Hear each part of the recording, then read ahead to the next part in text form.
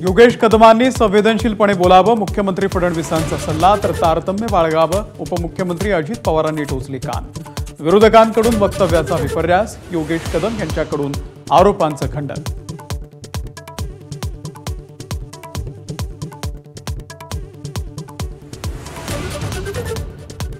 बलात्कार प्रकरणावरती योगेश कदम आणि संजय सावकारे यांचं वादग्रस्त वक्तव्यामुळे संताप. त्यांना ठोकून काढलं पाहिजे, राऊतांचा हल्लाबोल. मंत्र्यांनी लाज सोडली, आव्हाड भडकले.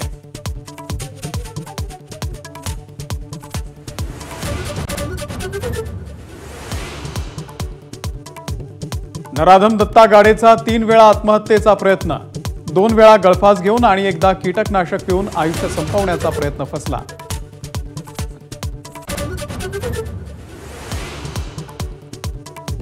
शिरूरमधल्या गुनाड गावातून मध्यरात्री 1:30 वाजता दत्ता गाडीच्या मुसक्या आवळल्या.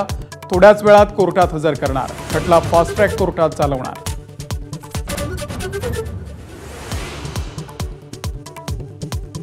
बीड जेलमध्ये वाल्मिक कराडला व्हीआयपी ट्रीटमेंट मिळत असल्याचा देशमुख कुटुंबियांचा आरोप.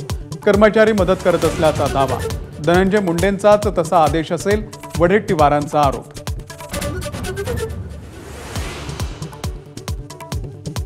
शिवाजी महाराजांबद्दल आक्षेपार्ह बोलणारे प्रशांत कोरटकर अजूनही नॉट रिचेबल. अटकपूर्व जामिनासाठी प्रयत्न सुरू असल्याची माहिती.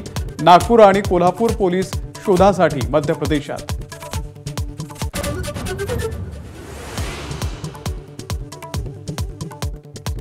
ठाकरेंच्या शिवसेना आमदारांच्या मातोश्रीवरील बैठकीला सुरुवात.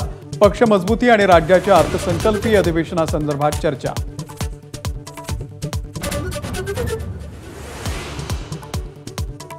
राज्याच्या अर्थसंकल्पामधील 43% निधीचाच वापर. गेल्या 5 वर्षातला खर्चाचा निशंक. लाडकी बहीण योजनेच्या खर्चाला हातभार.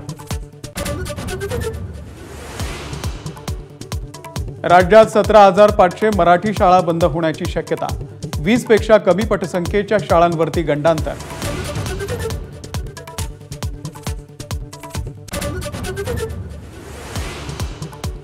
अमेरिकेमधल्या अपघातामध्ये गंभीर जखमी झालेल्या साताऱ्याच्या नीलम शिंदे यांच्या कुटुंबियांना अखेर व्हिसा. मुख्यमंत्र्यांच्या प्रयत्नानं 14 दिवसांनंतर मिळाला व्हिसा. नीलमची मृत्यूशी झुंज.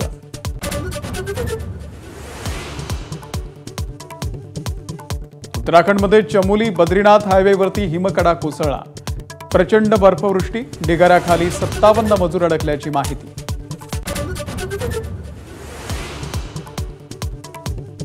अलिबागमध्ये भर समुद्रात मच्छीमार बोटीला भीषण आग. बोटीवरील सर्व खलाशी सुखरूप. बोट जळून खाक झाल्यानं सुमारे 2 कोटींचं नुकसान. एबीपी माझा, उघडा डोळे बघा नीट.